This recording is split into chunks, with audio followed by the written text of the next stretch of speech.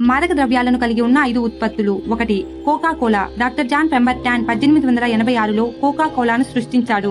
యుద్ధ గాయం తర్వాత అతను మార్ఫిన్ కు బానిసయ్యాడు. అతను కోకా ఆకు సారం మరియు సిరప్ తో ఆల్కహాల్ కలిపాడు. ఇది ఫ్రెంచ్ వైన్ కోకాను సృష్టించింది. కోకా ఆకులు కొకైన్ లో క్రియాశీల పదార్థాన్ని కలిగి ఉంటాయి.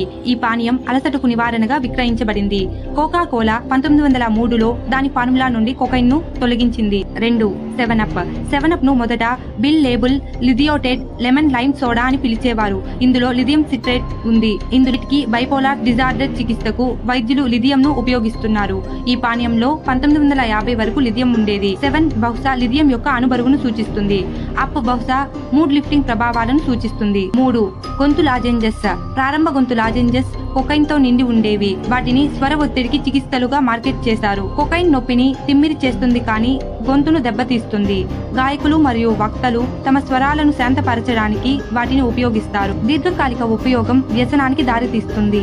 4. పంటి నొప్పి చుక్కలు. కొకైన్ చుక్కలు దంత నొప్పికి నివారణ. తల్లిదండ్రులు వాటిని దంతాల నొప్పి ఉన్న పిల్లలకు ఇచ్చారు. ప్రధాన పదార్థం కోకా ఆకుల నుండి వచ్చింది.